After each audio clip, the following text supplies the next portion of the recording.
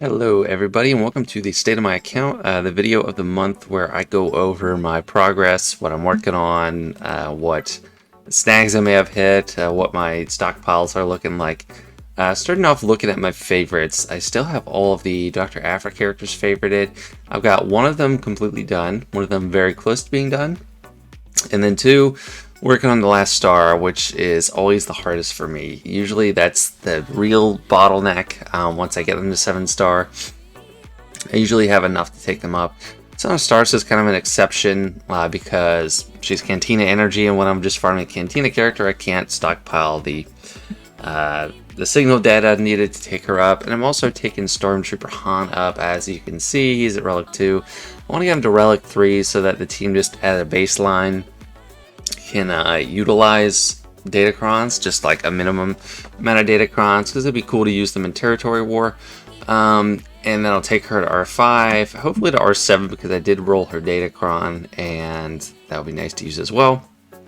The 3v3 or in 5v5. Hondo, you know, I'd used him in a few grand arenas since just got updates, so it's lagging a bit. Just bumped him up towards the end of 5v5, and he was very nice. I finished kind of working on his mods here. I got some stuff to slice, but I'll do that later. I'll look into it. I kind of modded him. He's got actually decent speed for what I have available. I went with high protection because that's the easiest for me to get a high amount on. He's just, I want him to be a pain. I want him to be harder to kill. And since I put him on defense most of the time, I don't know, I could try to give him the most damage, but I like protection because, again, it's easier for me to mod, and it helps prevent some stuff when they just can't get him down after a while, like that Starkiller match where I just couldn't get Hondo down. And this is actually a special development. I actually gave a second Territory War Omicron to Droideka. He was already R4, so I just bumped him to R5 so I can use good Datacrons, and gave him that Omicron. And based on how it works, I modded him to be really slow, which I know was common anyway, but I just gave him a lot of protection because there's bonuses based on when he's marked. Like if he gets marked. While Droideka is marked, all other allies have 25% potency and 25 speed. The first time Droideka is defeated while marked, and an ally is active, revive all allies. So Grievous marks the healthiest ally, and I want him to be the healthiest ally, even over Magna Guard after Magna Guard is taking some damage, because theoretically he will be taking damage, and then hopefully just Droideka will be the one to pick up the slack at not B2. And I want him really slow because he gets even slower at the beginning because he starts with damage immunity. This is all in Territory Wars, mind you, of course. But it takes a team that I already had pretty much ready and just takes them to the next level. And 40 out of 50 in my guild did it, so it's like, I should probably do that. We're running a wall of them. And it frees up my BB-8 so I can use it with sorting in Territory War, which would be fun for me as well.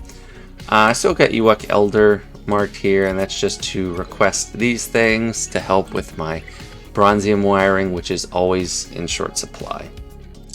Now I'm looking at some recent bumps in relics, to be specific, bumping characters I've bumped up to Relic 7 or Relic 8. I bumped them all for very specific reasons. I'm usually not bumping up too many characters up that high. I mean, I got Jabba, technically, so I got him up to R7 too, that's like a bump. But Starkiller I had at R7 for the longest time, and if you watch all my Grand Arenas, you'll remember one in 5v5 where I lost or timed out against the Zalbar. I think it was against Tom Ford, the count that was smaller than me. So I'm not sure, but I timed out and just a little bit more damage from Starkiller would have done it. So I took him to R8, but I also modded him for health instead recently. I mean, for 3v3 that might be better. And I might keep it in 5v5 too. I just want to rate have more offense, and I had to do a mod swap and all that. But I had him at R7 forever. He was someone I had said I would like R8, but I never just pulled the trigger. So I just went ahead and did that. Hondo I just showed. I took him to R7 for his Datacron though, which I did roll. And same with Sortie and Canderous. I did roll the Canderous Datacron for set 6. So I'll get that use of that for 2 more seasons. And I wouldn't have bumped him up. I did some late re-rolls in the last, or like bump ups to R9 or the level 9 Datacron in the last Conquest for set 6.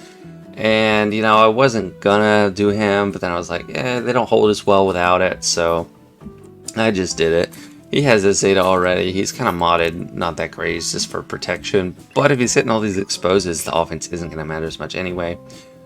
Sortie recently did within the last week because I rolled her Datacron. Should be pretty good. It's one of the better ones in set 7, which is kind of lackluster. And Jedi Knight Anakin, this was a frustration one. So, for context, over last weekend, in the last few phases of Territory Battle, I was at a board game conference and I had, or not conference, convention, where I was playing all these board game tournaments and just other stuff with some friends. And I got very distracted, and when platoons came up, I was like, oh, I want to do some good platoons. And I thought we were on Kashyyyk, which requires R7, but we were on Lothal, which requires R8. And I was like, oh, I don't need Yoda, so I platooned Yoda. And then I wasn't able to even attempt the Jedi mission on Lothal without another R8 Jedi. Because I have 6, but 2 of them are Galactic Legends. But now I have 7. I took Anakin up to R8. It was between him and Cam. Maybe I should have done Cam, but I was like, he's got a ship. He does a lot of damage on that Qui-Gon team, so I just did it to him. I spent crystals on signal data, and I just converted a bunch of stuff for Datacrons, or not Datacrons, for the Relic mats. But yeah, there's just kind of a frustration one for me, but he's very flexible. He's Galactic Republic, he's Jedi, working a bunch of those teams. So in future iterations, I'll just use him with the General Jedi Master Kenobi team in place of like Radis, I think, which works fine anyway. I had 2 out of 2 with it. But yeah, that was a pure frustration R8 here. And he fits into a schema which I'll show you now. And here's that schema. In the first State of My Account I did, I showed everyone my R8s and R9s. Only have 4 R9s, and then my R8s, I had to put them in squad, so I named them. So Jedi Knight Anakin fits as the 5th in my R8 Skywalkers category, which I already had. We got 3 Anakins and 2 Lukes here. And these were all voluntary. My Galactic Legends, of course, are R8, and I, pretty much all of them can use R9. Probably Kenobi, maybe the least of which. They can always use R9, but I can't afford R9. It's just so expensive. I mean, I could, but it's like, how much else can you get for what you can get for an R9? It's just not worth it to me. Other R8s I chose, got some Conquest units. Starkiller, Legendary Fennec. Fennec isn't being as useful. A lot of times she sits on the bench, sadly. General Grievous, great character, great, Fleet Captain, Fleet Commander. And then we got some good R8 requirements, Han Solo, GK, Yoda, Padme, and then the sad R8 requirements, which I wish I didn't have. ARC Trooper's actually been kind of useful, because in Rise of the Empire TB, he acts as a 5th for my Jedi Master Kenobi team on Lothal, and they actually win. And he kind of works like Ahsoka, because he's always assisting. I guess it's because he's weakest. Yeah, he's probably the weakest, and he's assisting all the time, and his turret's working out of turn, so he's working as that dispel. So it's kind of nice. Out of all these Cassians, the worst. Dooku I could use sometimes. Boba Fett, I use him with Jabba, so he's actually not like the worst right now. Yeah, this is all my R8s and R9s. So I got 8, 18, 23. I got 23 R8s and 4 R9s. So not too many for a 9.8 million account. Or I don't know, maybe it is. Maybe that's pretty standard. But like I got a pretty big account, relatively speaking, but just not super deep in the R8s and R9s. Now I want to take a quick look at the bottom of my roster. It's hard to sort through the top because everything is just, it's pretty standardized. If you see a lot of accounts in Kyber 1, most of the stuff is the same, and there's a few differences. Aphra is priority number 1, that's my next target. Third Sister, sadly, will take a while. We only have 50. But I will be facing plenty for the near future, so that'll be a disadvantage for sure. Trench, I'm on pace to unlock him, but I don't know how good he'll be or important. Glad he has Territory or Omicrons, because I'm absolutely not applying them, because it's 3 of them, and there's just no way. Zori is amazing, but She's not farmable yet. Oh, let me just activate her. Oh, yay. We have Zori. I like to just let people sit at activate because I'm not going to do anything with them. No, find. She's not available yet, right? Okay, yeah, she's in shipments, but not farmable yet. As soon as she is, I'll start farming her. Slow farming her, probably, and then speeding it up. At the bottom, I have Vandor farming. That's at the top. Took Chieftain to like R8, and that was enough for the last Galactic Challenge. Not the current one. I haven't tried that yet. Same Tusken Warrior. Might be bumping them up a little bit just for those Galactic Challenges. Specifically the momentum feats. And there's not too much I think is like a glaring miss.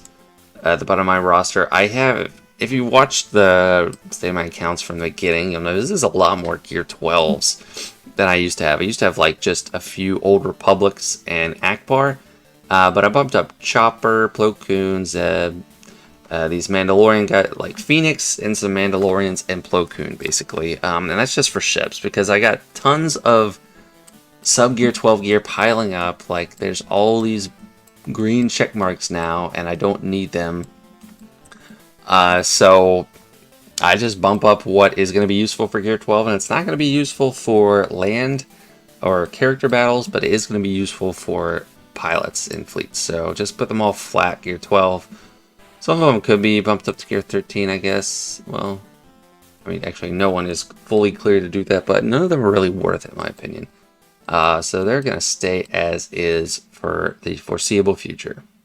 Moving on to my Relic inventory. Not the most interesting, but I think it is kind of interesting to see where different people are at. For some people, I'm low on the carbonite circuit boards, but these are ones I can, farm kind of easily when I do decide to do it. I just go to light side 1C, and they pile up pretty quickly.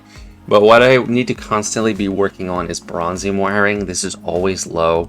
This is the only thing that kind of detrimentally got hit hard by the gear doubling, because they halved the conversion rate and they didn't double the challenge gear, even the crappy challenge gear. So like, and all of it kind of funnels to here. So we got these Mark V computers, like a bunch of the blue stuff, these Mark IV droid collars. All of this is challenge gear that people don't really need much as actual gear, but they need it for relics, and it's getting bumped down. And yeah, I got like 200, 300 here. Like I can convert them, but they're worth 2 now, so it's like, it's not much. So I'm always farming the Mark V data pads alongside the shock prod gyros, and those seem to be more scarce anyway, or they seem to be more needed for Gear 13 finisher pieces. These are not a concern at all. These actually aren't a concern at all because holo projectors are ballooning, and I've never gotten close to being out of them for when I actually need R5+. And I like the conductors, like I said before, like I just don't have issues with them. I have plenty right now because I always hit the Sith raid. So we'll see how that changes when they change up raids. Maybe this will become a bottleneck. This is a bottleneck. Very low inventory. I could scrap enough to get not even 5 R7s, or like I could get like a single character from R7 to R9. So those are low. These aren't like too bad. I could scrap some together. Yeah, I could scrap like 3 R8s if I needed, and then these are just awful. That's my gear inventory. Let me just look over this one real quick. I got plenty of the core gear, 1200 Carbantes, 1000 droid collars, 700 stun guns, 700 stun cuffs. Just all the stuff that used to be such a pain is now overflowing. So that is kind of nice, and I do prefer it even with the bronzium trade-off. A real quick look at Conquest. I'm almost at Red Crate. I can get it as soon as I decide to. It's just the ones I need to do are boss nodes, they're not Datacron nodes. So I'm passing on that.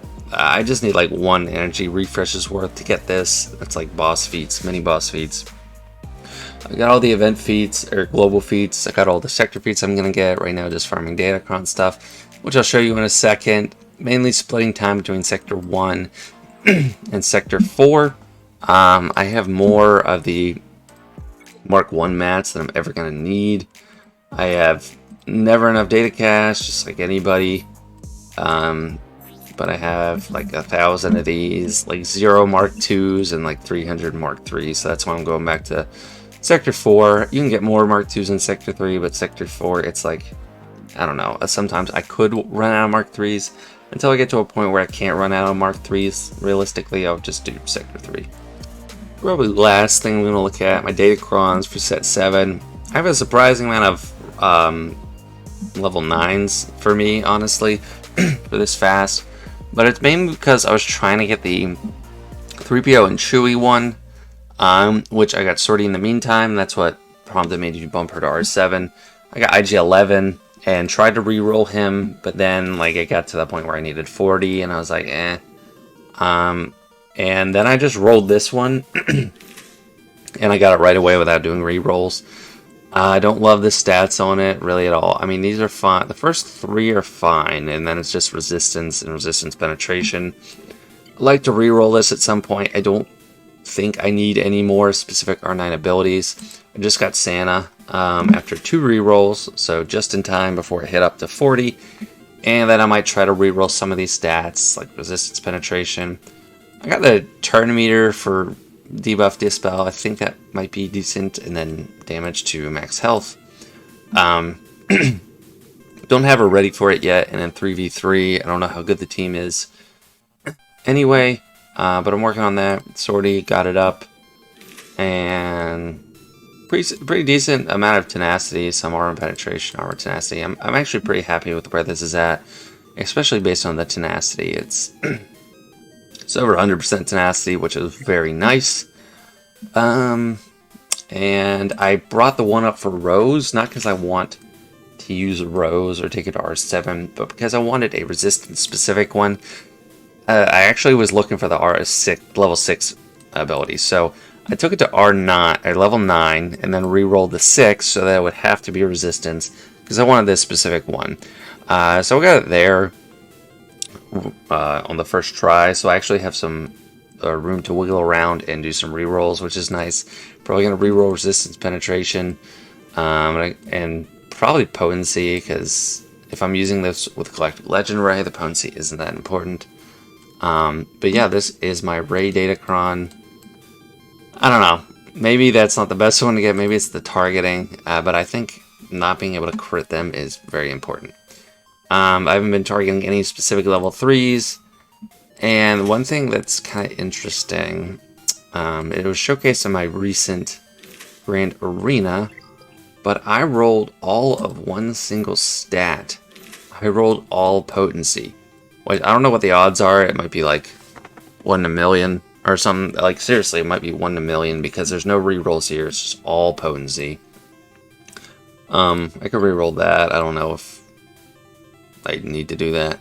I used it with CLS last Grand Arena, and it worked pretty well. I got the good level 3, or good-ish. It's as good as they are, which they're not that good.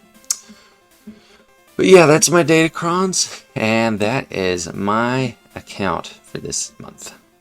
So anyway, that's it for this month. Thanks for watching. I'd love to hear what you think about my account and the progress I've made since starting this series. It's been about 500,000 GP. Fun as always, and I'll see you for the next one.